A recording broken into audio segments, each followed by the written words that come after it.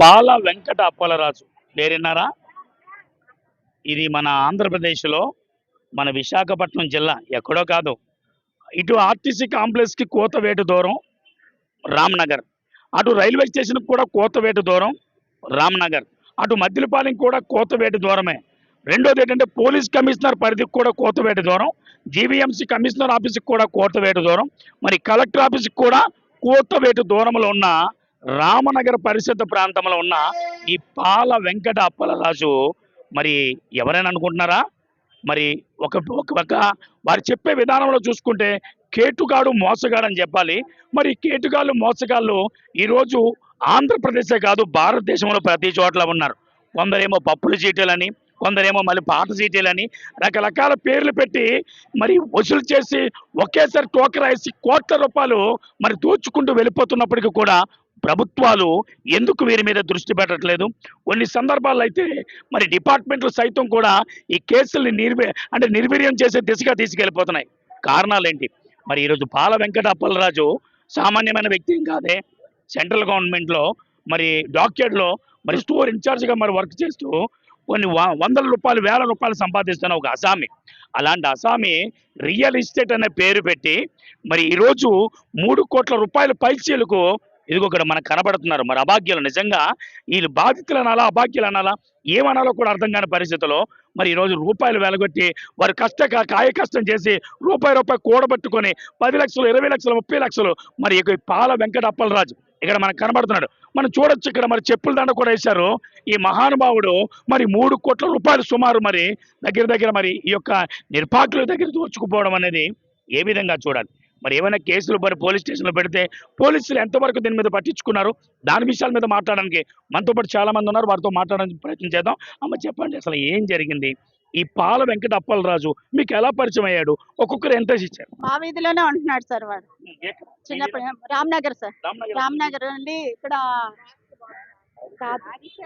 Aditya college opposite sir, Visakhapatnam. అయితే మాకు సైట్లు అద్దెకుంటున్నాం సార్. మేము అద్దెకుంటే మాకు అద్దెకుంటున్నారు కదా, మీరు ఎన్నాళ్ళమ్మ ఇలాగ అద్దెకుంటారు చెప్పండి, నేను మా తోడళ్ళతో రియల్ ఎస్టేట్ చేస్తున్నాను, మీకు సైట్లు అవి కొనిపించి ఇస్తాను అని చెప్పి మా దగ్గర వచ్చి అడిగి తీసుకున్నారు.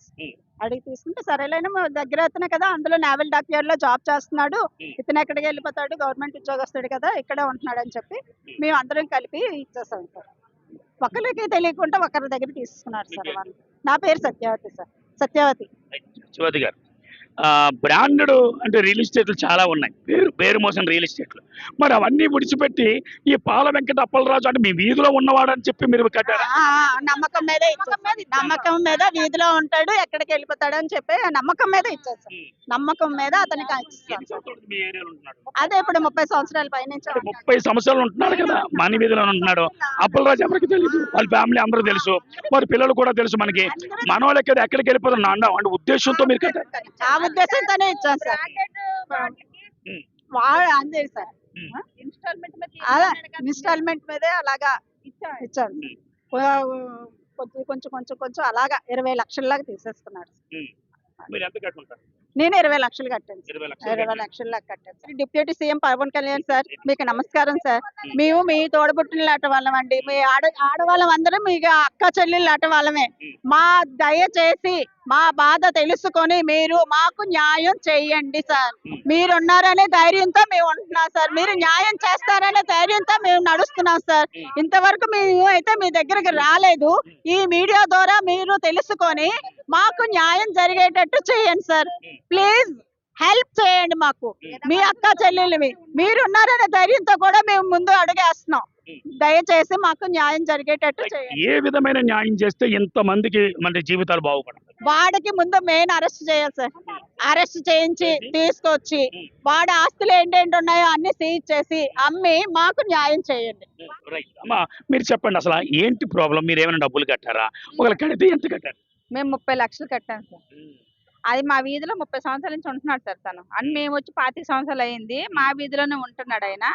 ఈ గొడ్డి హ్యామ్ అన్నాడు మా వీధిలోనే పుట్టి పెరిగింది. అయితే పెద్ద పెద్ద బ్రాండ్లు ఉన్నాయి సార్ భూములు అమ్మేవి. వాళ్ళకి ఏంటంటే మనం వెళ్తే వెంటనే క్యాష్ ఇచ్చి రిజిస్ట్రేషన్ చేయించుకోవాలి. ఈయన ఏం చేశాడంటే మేమందరం నేను టైలరింగ్ చేసుకుంటాను, మీరు అంతా ఒకేసారి ఇవ్వక్కర్లేదు. ఈ టైలరింగ్ చేసుకుంటేనే 30 లక్షలు కట్టారు? మరి మీరు 30 లక్షలు కట్టారు అనడానికి ఏమైనా ఎవిడెన్స్ ఉందా? లేదు సార్, అందుకే కదా వాడు ఏం అంటే చేసుకుంటూ మీ దగ్గర చేస్తాం. సాక్ష్యాలు ఏమి లేవా? మరి ఏమైనా రిసిప్ట్ ఏమైనా మీకు ఇచ్చారా? ఇవ్వలేదు సార్. అదే మీరు 1,00,000 ఉంటప్పుడు 1,00,000 ఇవ్వండి, 50,000 ఉంటప్పుడు 50,000 ఇవ్వండి అని చెప్పేసి అలా తీసుకొని 30 లక్షలు అయిపోయింది సార్. ఆ. సార్ 30 లక్షలు అయిపోయింది, నాకు నువ్వు భూమి ఇవ్వట్లేదు, ఒక ఇల్లు చూపించట్లేదు, ఎక్కడైనా నాకు చూపించట్లేదు, ఇంక నాకు అవ్వదు, నా డబ్బులు నాకు రిటర్న్ ఇచ్చేయండి, నేను ఒక రిసిప్ట్ ఇవ్వలేదు, నువ్వేం చేసుకుంటావు చేసుకోపో అని వాళ్ళ అమ్మ, వాళ్ళ తమ్ముడు, వాళ్ళ పిన్ని కొడుకు, వాళ్ళ పిన్ని, వీడు నువ్వేం పీక్కుంటావు అని చెప్పేసి మీ అన్నారు. పేరు చెప్పండి. నా పేరు రామలక్ష్మి సార్. రామలక్ష్మి గారు, ఓ పక్క టైలరింగ్ పని చేసుకుంటూ 30 లక్షలు కట్టారంటే కామన్గా ఆలోచిద్దాం, ఎవరు నమ్మరు కదా. నమ్మరు కనుక నేను నమ్మడానికి నువ్వు 30 లక్షలు కడుతున్నప్పుడు 5 లక్షలు ఒకసారి, 2 లక్షలు ఒకసారి, 3 లక్షలు కట్టుంటావు కదా. కట్టుప్పుడు ఏ ఎల్లయ్యమ్మను, పొల్లయ్యమ్మను, వెంకటలక్ష్మణ, సరస్వతిని పట్టుకెళ్ళి ఉంటావు కదా. అలాంటి వాళ్ళు ఎవరు ఉన్నారు నాకు ఇచ్చేటప్పుడు? అవును సార్, అదే గొడ్డి హామ ఈ హామ అకౌంట్ లో వేసాను సార్. సహజీవనం చేశారు కదా సార్ వీళ్ళిద్దరు. ఈవిడ ద్వారా నేను 15 లక్షల చిల్లర అకౌంట్ లో వేసాను సార్. ఈవిడ అకౌంట్ లో వేయమని చెప్పాడు సార్. నా అకౌంట్ లో డైరెక్ట్ వద్దు, నాకు ట్యాక్స్లు పడిపోతే ఈవిడ అకౌంట్ లో ఏమంటే నేను సగం అమౌంట్ ఈవిడ అకౌంట్ లో వేసాను సార్. అవి కూడా రిసిప్ట్ 3 టౌన్ కి ఇచ్చాం, ఏం పట్టింపు సగం అమౌంట్ చేతికి క్యాష్ ఇచ్చాను సార్. ఇప్పుడు ఏంటంటున్నాడంటే నువ్వు ఆవిడ అకౌంట్ లో వేసావు కదా, ఆవిడ నెల ఏం చేసుకో అంటున్నాడండి. అయిపోయాడండి. అంటే 3 టౌన్ కి ఇచ్చినప్పుడు కూడా పోలీసు వారు మరి దీని మీద ఏమైనా యాక్షన్ తీసుకున్నారా లేదా? ఏం యాక్షన్ తీసుకోలేదు సార్. ఏంటంటే అంటున్నారంటే మీరు మీద ఒక రిసిప్ట్ లేదు, ఏమీ లేదు, మీరు చెప్పినవి ఎలా నమ్మాలి మేము, మీరు ఎలాగ ఇచ్చారు, మీకు ఎంత డబ్బు ఎలాగొచ్చింది. 11, 12 వరకు 3 నెలలు కంటిన్యూ గా తిరిగితే కేసు పెట్టారు సార్. అది కూడా సిపి సార్ చెప్తేనే పెట్టారు కేసు, లేకపోతే అది కూడా కేసు పెట్టలేదు. రాత్రి 11 గంటల వరకు 3 టౌన్ లో ఉన్నాం సార్ ఆడవాళ్ళు మేము. అంటే సిపి గారు ఇన్వాల్వ్మెంట్ అయినంత వరకు మరి 3 టౌన్ లో కేసు పుటప్ చేయలేదు సార్. 3 టౌన్ సిపి గారు ఇన్వాల్వ్ అయినంత వరకు 3 టౌన్ లో కేసు పెట్టలేదు సార్. సిపి గారు చెప్పిన తర్వాత రాత్రి కేసు అయిన తర్వాత 11:30కి ఇంటికి వచ్చారు. అంతవరకు మాకు కేసు లేదు, ఎఫ్ఐఆర్ ఫైల్ చేసిన తర్వాత. అంతవరకు మేము 12వ నెల తిరిగితే 2వ నెలలో మాకు కేసు పెట్టారు. అంతవరకు మాకు కేసు పెట్టలేదు. కేసు ఏమని పెట్టారు, మీకు ఎటువంటి న్యాయం చేస్తారని చెప్పి ఏమన్నా అప్పటికైనా వాగ్దానం ఇచ్చారా? ఏమి తెలియదు సార్, నాకు ఏ కేసు పెట్టారో మాకు తెలియదు. అవేమి మాకు చూపించలేదు. పెట్టాం కదా వెళ్ళిపోండి, పెట్టాం కదా వెళ్ళిపోండి, అయిపోయింది కదా, మీకోసం చేస్తున్నాం, మీకోసం చేస్తున్నాం అంటున్నారు అంతే తప్ప మేము పలానా దగ్గరికి రమ్మంటే రండి మీరు, అంతే. మాకు అది ఏంటో సార్ చెప్పండి అంటే మాకు ఎవరు వివరించి చెప్పిన లేరు. ఎందుకంటే మీరు మొగుళ్ళు తెలియకంటే ఎలాగిచ్చారమ్మ డబ్బులు అని అడుగుతున్నారు. మొగుళ్ళకి మోసం చేసి మీరు ఎలాగిచ్చారు, మేమేం మోసం చేయలేక రూపాయి దాచుకుంది ఏదో మా మొగుడికి మేము మోసం చేసి అంటారు. మీరు మీ మొగుళ్ళకి తెలియకంటే మీరు ఎలాగిచ్చారు, మొగుళ్ళకి తెలియకంటే ఇస్తే ఇలాగే ఉంటది అని అన్నారు. కోర్టులోకి వెళ్తే కోర్టులో జడ్జి గారు కూడా అలాగే తిట్టారండి. అమ్మా పాచి పనులు చేసుకున్న వాళ్ళు పాచి పనులాగా ఉండండి, అదేదో లాంగ్వేజ్ ఓడారండి. చాలా బాధపడ్డాను నేను ఆ రోజు కోర్టులో. జడ్జి గారు కూడా అన్నారు ఆడవాళ్ళలాగా ఉండాలి, పాచి పనులు చేసుకోవాలి, పాచి పనులు చేసుకోండి, ఇలాంటి పనులు చేయకండి అన్నారు. ఎవరైతే మోసం చేశారో పాల వెంకట అప్పలరాజు మీద యాక్షన్ తీసుకోవట్లేదు, ఆయన మీద ఏం మాట్లాడట్లేదు, రివర్స్ కేసు పెట్టు. మమ్మల్ని అంటున్నారండి, వాళ్ళు అసలు పిలిపించట్లేదు. మేము పోలీసులు కుక్కలా తిరుగుతున్నాము, వాళ్ళు పిలిపించట్లేదు. ఏమనంటే వాళ్ళు లేడు పరారులో, మీకు ఎక్కడైనా ఉంటే చెప్పండి, మేము తీసుకొని వస్తామని అడుగుతున్నారు. సార్ మాకు తెలిస్తే మేమే చెప్తాం సార్, వాడు ఉంటప్పుడు చెప్పాము, కేసు పెట్టలేదు. వాడే పరారు అయిపోయిన తర్వాత కేసు పెట్టారు. సార్ వాళ్ళ తమ్ముడిని పిలండి సార్, తమ్ముడిని పిలిస్తే ఏదో తేలుతుందంటే వాళ్ళ తమ్ముడికి మీరు డబ్బులు ఇచ్చారా, వాడి తమ్ముడితో ఎందుకు మేము మాట్లాడాలని చెప్పేసి అన్నారు. అప్పుడు వాళ్ళ తమ్ముడు పారిపోయాడు. వాళ్ళ తమ్ముడు పారిపోయిన తర్వాత వాళ్ళ తమ్ముడు ఇప్పుడు లేడు కదా, వాళ్ళ తమ్ముడు వచ్చిన తర్వాత మాట్లాడదాలేండి అన్నారు. వాళ్ళ తమ్ముడు వచ్చాడు, మరి ఏం పిలిపించి మాట్లాడారు అనేది ఇంతవరకు పోలీసుల స్పందన లేదు. ఏమనంటే వాళ్ళ ఆవిడని పిలిపించాము, మీకు తెలీదు, వాళ్ళ ఆవిడని పిలిపించాం మేము, మాకు సంబంధం లేదంటుంది వాళ్ళ ఆవిడ అంటుంది. వాళ్ళ ఆవిడకి సంబంధం లేకపోతే 2 పిల్లలు ఎలా కన్నా సార్, వాళ్ళ ఆవిడ అకౌంట్ లో నీ గొడ్డి హేమతో 1,00,000 రూపాయలు ఎలాగ అమౌంట్ వేయించుకుంది, వాళ్ళ పిల్లలకు స్కూల్ ఫీజులు ఇప్పుడు కట్టింది, అవన్నీ ఎలా చేయించుకుంది, సంబంధం లేదన్న ఆడతాయి అలా చేయించుకుంది.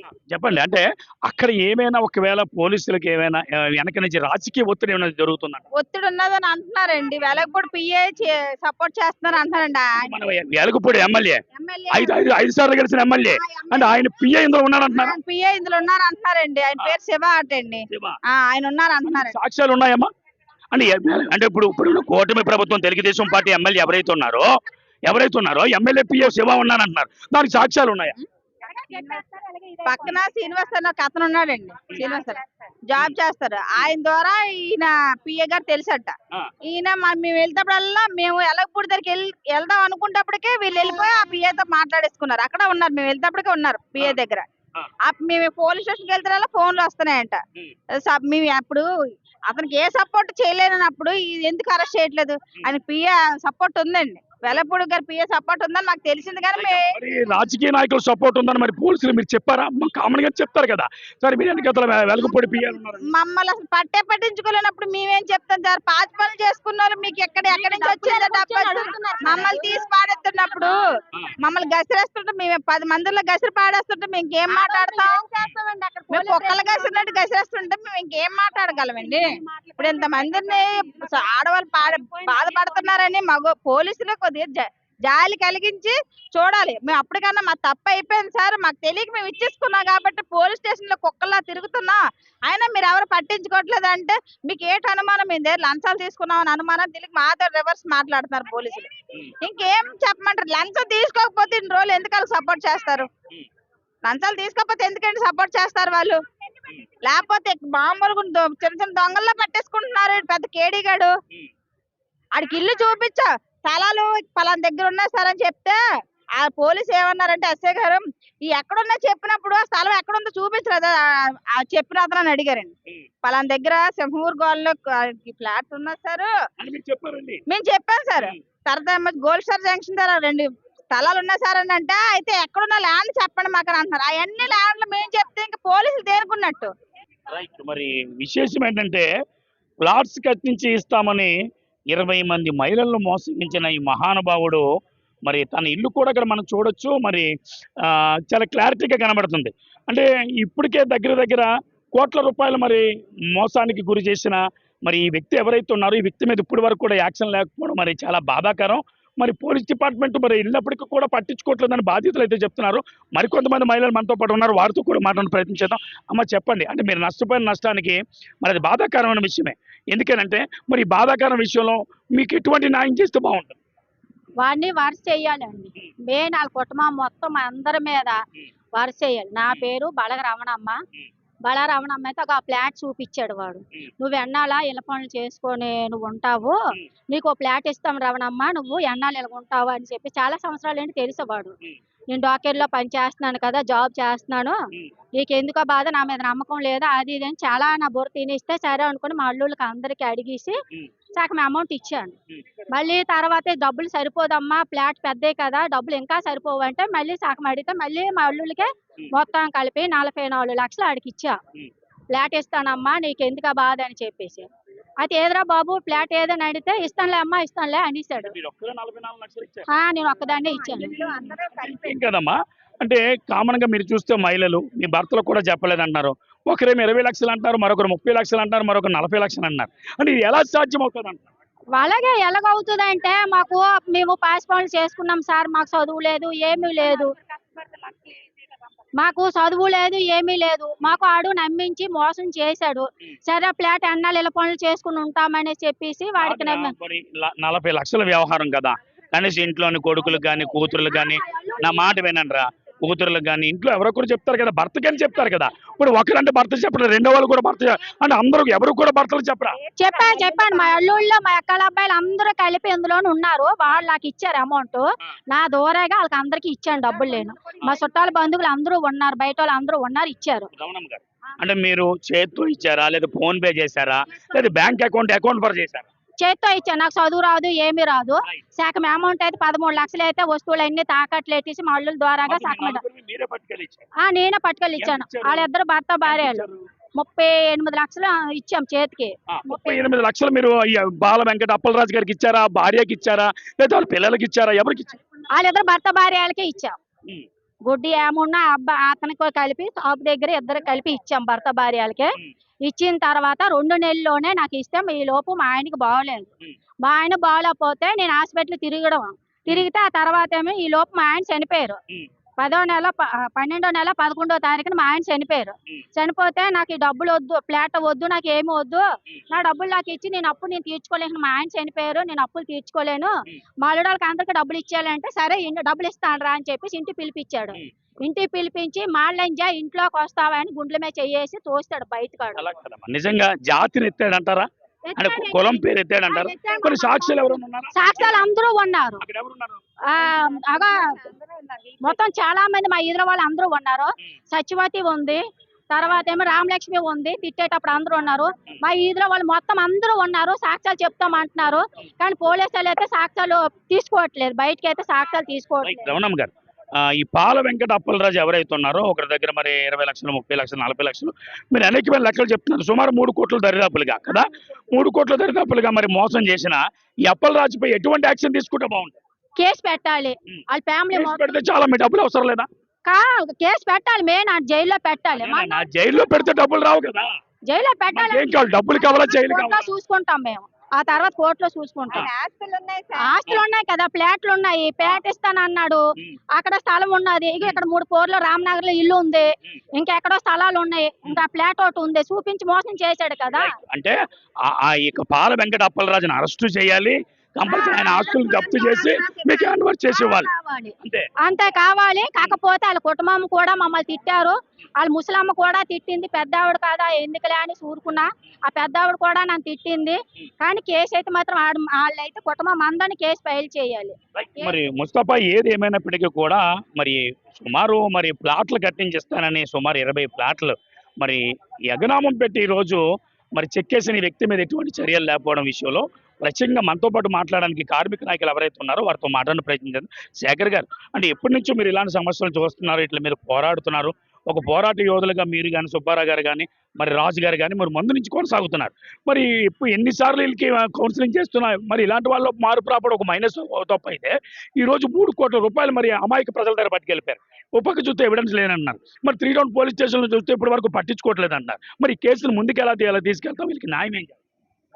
ఈరోజు బాధిత మహిళల్ని పోలీసులే సైడ్ ట్రాక్ పట్టించి కేసుని నిర్వీర్యం చేసేటట్లు ఈరోజు వ్యవహరించారు 3 టౌన్ పోలీసులు. 3 టౌన్ పోలీసులు ఫిర్యాదు చేయడానికి వెళ్తే వాళ్ళు ఏదైతే ఫిర్యాదు రాసిచ్చారో ఆ ఫిర్యాదుని తీసుకోకుండా పోలీసులే దగ్గరుండి ఫిర్యాదు రాయించి మీరు ఇంత డబ్బులు ఇచ్చారంటే జనం నమ్మరు, కోర్టు నమ్మదు, ప్రజలు నమ్మరని చెప్పి 1,20,00,000కి మాత్రమే ఫిర్యాదు రాయించారు. 1,25,00,000 లక్షలకి వీళ్ళు అది ఎలా నిర్ధారణ చేశారు పోలీస్ డిపార్ట్మెంట్? మరి పోలీసులు 1,20,00,000 అని ఎలా నిర్ధారణ చేసిందో పోలీసులు తెలుసుకోవాలి. మరి సాక్ష్యాధారాలే లేవన్నప్పుడు మరి 1,20,00,000కి ఎలా రాయించారు? మరి పోలీసులే కావాలని కోర్టులో కూడాను మీరు ఇచ్చిన డబ్బులు చెప్పొద్దని చెప్పారు బాధితులే. ఇప్పుడు 3 టౌన్ పోలీస్ డిపార్ట్మెంట్ ఏదైతే ఉందో మరి అది ఈ యొక్క బాధ ఎవరైతే ఉన్నారో మరి పాల వెంకట అప్పలరాజుకి సపోర్ట్ చేయడానికి కారణం బ్యాక్గ్రౌండ్ ఏమైనా పొలిటికల్ ఇన్ఫ్లుయెన్స్ ఉందా?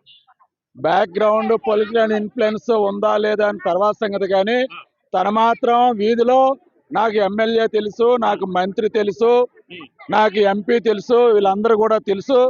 నేను మీ దగ్గర నుంచి ఎటువంటి సాక్ష్యాధారాలు లేకుండా నా ప్రమేయం లేకుండా డబ్బులు తీసుకున్నాను, మీరు ఏం నాకు చేయలేరని సత్యంగా తిరుగుతూ ప్రజలు భయపెడుతూ మరింత మంచి అది కూడా భయపెట్టాడు. అయినా పోలీసులు తెలుసు కూడా ఎటువంటి చర్య తీసుకోలేదు. ఒక వ్యక్తి భయపెడుతున్నాడు అని అంటే వెనకాతల రౌడీ గ్యాంగ్ అని అయి ఉండాలి, లేదంటే ఈయన పైన బలసాలైన అయి ఉండాలి, లేదనుకుంటే గోండా యాక్టు లేదా పీడీ యాక్ట్లు అయి ఉండాలి, లేదనుకుంటే పొలిటికల్గా ఒక జనసేన కానీ, బీజేపీ కానీ, టీడీపీ కానీ, మరి నిన్నకాక మనం ఓడిపోయిన వైసీపీ పార్టీ కానీ ఏదో ఒక పార్టీ నాయకుడు బలం లేకుండా అలా చేయరు కదా. మరి వీళ్ళు అమాయక ప్రజలను చేసి ఈరోజు వీరు ఇలాంటి మోసం చేసి పరిగెడుతున్నారంటే ఇలాంటి వాళ్ళు రావడానికి వీళ్ళు అవకాశం ఇచ్చిన వ్యక్తులు అవుతున్నారు కదా. ఇటువంటి వారిపై ఎటువంటి చర్యలు తీసుకుంటే బాగుంటుంది? పాల వెంకట అప్పలరాజుకి ఏ పార్టీ మద్దతు ఇచ్చినా రాబోయే రోజుల్లో రామ్నగర్ ప్రాంతంలో ఆ పార్టీ నామరూపాలు లేకుండా అయిపోతుంది. ఎందుకంటే బాధిత మహిళలందరూ 20 మంది కుటుంబాలు కాలుకు బలపమ్మ కట్టుకొని రాబోయే రోజుల్లో ఆ పార్టీకి వ్యతిరేకంగా తిరుగుతారు. ఇప్పటికైనా ఏ పార్టీ పాల వెంకటరాజుకి మద్దతు ఇస్తుందో ఇప్పటికైనా ఆ మద్దతు ఉపసంహరించుకోవాలి. బాధితులు న్యాయం చేసేటట్టు ఆ పార్టీ రావాలి. అలా రాని పక్షంలో నిజంగా ఏ పార్టీ కూడా ఆయనకు మద్దతు ఇస్తే రాబోయే ఎన్నికల్లో ఈ 20 మంది కుటుంబాలు తగిన గుణపాఠం చెప్తారు. మరి ఆల్రెడీ కేసు మరి పోలీసులు చూస్తున్నారు, ఒక పక్క కోర్టులకు కూడా వెళ్తుంది, మరి ఒక పక్క ఆయన బెయిల్కి కూడా ప్రయత్నిస్తున్నారు. మరి రేపు పొద్దున మరి బెయిల్ వస్తే మరి ఆయన ఎస్కేప్ అవ్వడానికి చాలా అవకాశాలు ఉంటాయి కదా. దానిపై ఒక నాయకులుగా మీ అవకాశం ఉండాలి. పోలీసులు తలుచుకుంటే ఎలాంటి కేసులైనా పెట్టి ఇరికించేయగలరు. ఈ మధ్య మనం చూస్తున్నాం సోషల్ మీడియా వేదిక జరుగుతున్న సంఘటనల పైన, లేకపోతే మరొక చర్చ సందర్భంగా సంఘటన వెంటనే వెంటనే 24 గంటలు తిరగక ముందు అరెస్ట్ చేసి బెయిల్ రాకుండా సెక్షన్లు పెడుతున్న ఈ ప్రభుత్వం 20 మంది మహిళలు ఈ రోజు రోడ్డు మీద పడి 6 మాసాల నుంచి హరి అని తిరుగుతుంటే ఈ రోజు వరకు బాధ్యత పైన ఎటువంటి చర్య తీసుకోలేదంటే దీని వెనకాల పోలీసులు పక్షపాత వైఖరి ఉంది. అందువల్లే పోలీసుల నిర్లక్ష్యం వల్ల ఈ రోజు బాధితులకు న్యాయం జరగట్లేదు మేము భావిస్తున్నాం.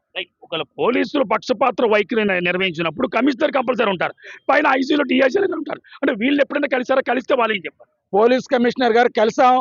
పోలీస్ కమిషనర్ గారు 3 టౌన్ పోలీసులు స్పష్టంగా ఆదేశాలు ఇచ్చారు. ఒక కేసులో బెయిల్ వస్తే మరొక కేసు పెట్టండి, మరొక కేసులో బెయిల్ వస్తే మరొక కేసు పెట్టండి, అలాగా ఆయన్ని జైల్లోనే ఉంచాలని పోలీస్ కమిషనర్ గారు స్పష్టంగా 3 టౌన్ సిఐ గారికి ఏసీపీ గారికి స్పష్టంగా ఆదేశాలు ఇవ్వడం జరిగింది. ఆయన సిపి గారి ఆదేశాలని ఈ 3 టౌన్ పోలీసులు అసలు పాటించడం లేదు. ఈ మధ్య కాలంలోనే ఒక దళిత మహిళ రమణమ్మపై ఆ కుటుంబ సభ్యులు దాడి చేస్తే ఎటువంటి చర్య తీసుకోకపోతే కమిషనర్ గారు కలిస్తే ఈ రోజు వరకు కూడా ఎటువంటి చర్య తీసుకోలేదు. ఆ మహిళ భర్త ఏమో ఎస్సీ, తన పిల్లలు కూడా ఎస్సీ, ఆమెమో ఇంటర్ క్యాస్ట్ నుంచి ఆ భర్తను చేసుకుంది కాబట్టి నీకు సర్టిఫికేట్ లేదు కాబట్టి కేసు పెట్టనని చెప్పి ఈ రోజు పోలీసులు ఆమె కేసును కూడా నమోదు చేయలేదు. ఎంత అన్యాయం అండి.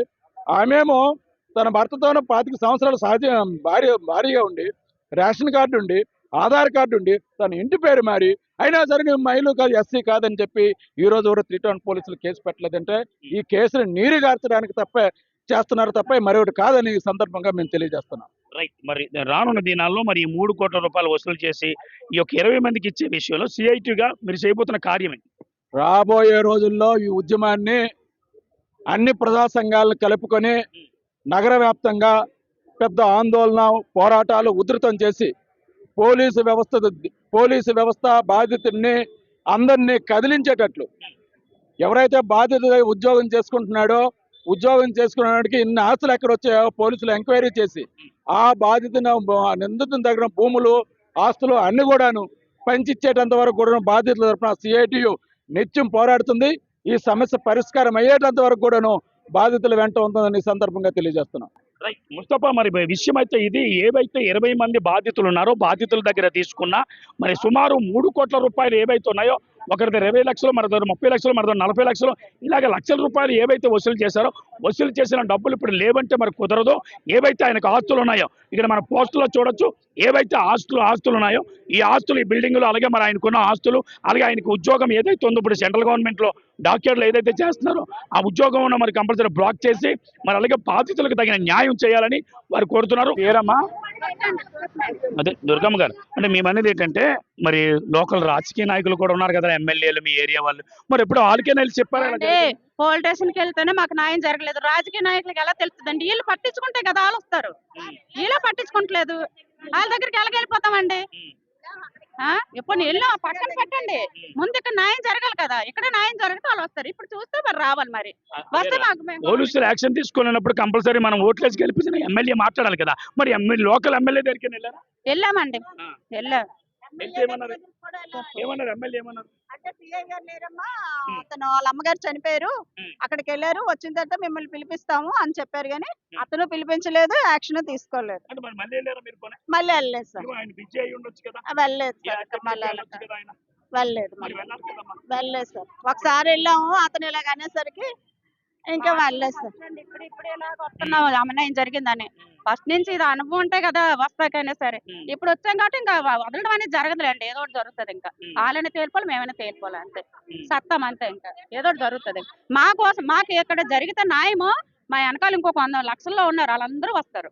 కొంతమంది రావట్లేదు. కోట్లు అంటే మాట్లాడండి సంపాదించడం. 3 టౌన్ స్టేషన్కి వెళ్ళారు కదా, పోలీస్ డిపార్ట్మెంట్ అక్కడ మీరు మాట్లాడారా? అక్కడైనా మాట్లాడారా? మాట్లాడితే ఎక్కడి నుంచి వచ్చినాయి కోటున్నారా అంటే మీకు రాసేస్తాము, కోటున్నారని చెప్పండి, మీకు డబ్బులు కావాలంటే ఒక తెలియక ఉంటారు కదండి. అందరూ ఇందులో అనుభవించిన వాళ్ళు తెలియక డబ్బులు ఇచ్చేయండి అని అన్నారు. ఆవిడ తెలియక భయపడిపోయి డబ్బులు ఇస్తే మనం నోరు మూసుకుందాం, ఎందుకు ఇవన్నీ గొడవలని. మీకు అడగలేదా ఇంత డబ్బులు మీరు ఎలా కట్టారు, ఎలా వచ్చాయి మీకు అడుగుతున్నారండి. ఫస్ట్ క్వశ్చన్ అదే కదా, ఫస్ట్ క్వశ్చన్ అదే, మీకు డబ్బులు ఎక్కడి నుంచి వచ్చినాయి అంటే ఇప్పుడు మీ దగ్గర మేము మాట్లాడతామండి. వాళ్ళు అంత అవకాశం ఎక్కడ ఇచ్చారు మాకు?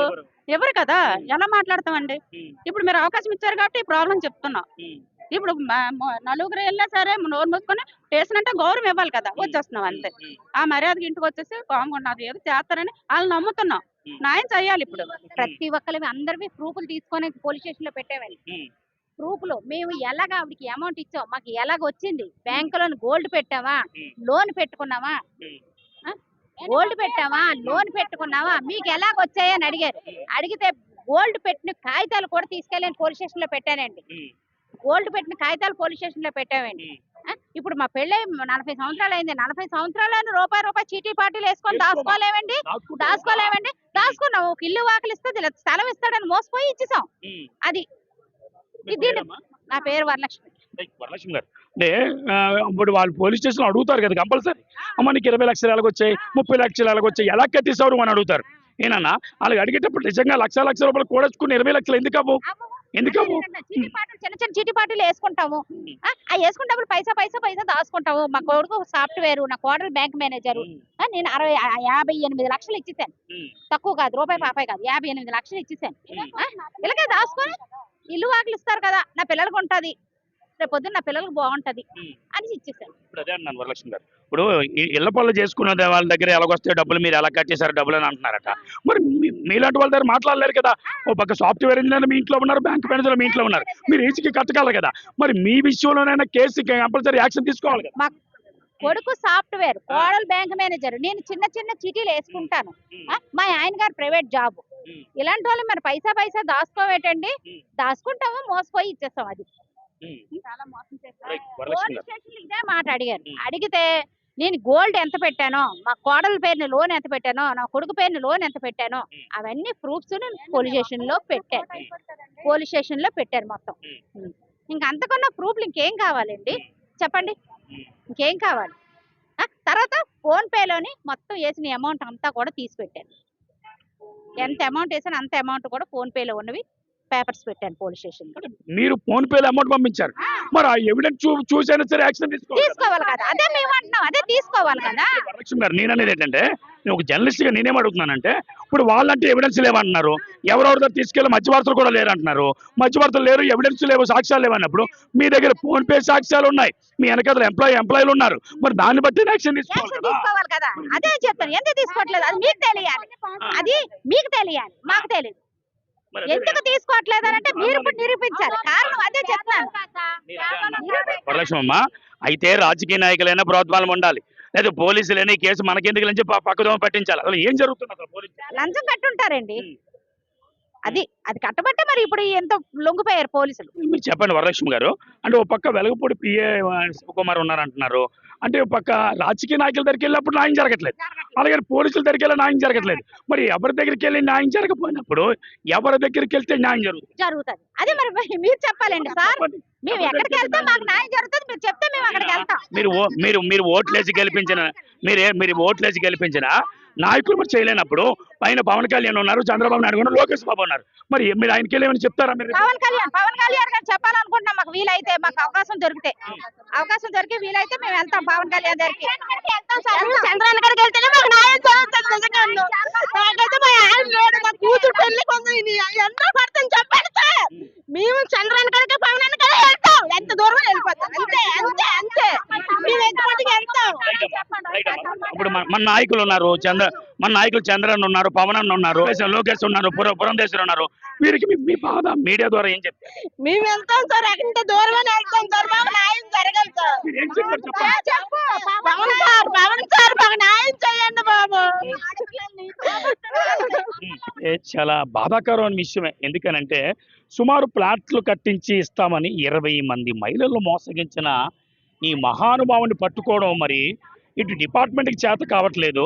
రెండోది చూస్తే మరి రాజకీయ నాయకులు ఎండ్లోని వాన్లని నిలబడి ఆ రోజు ఓట్లేసి గెలిపించారు కదా, ఆ రాజకీయ నాయకుల దగ్గరికి వెళ్ళినప్పటికీ కూడా రాజకీయ నాయకులు ఎందుకు పట్టించుకోవట్లేదో మరి కారణాలు కావాలి.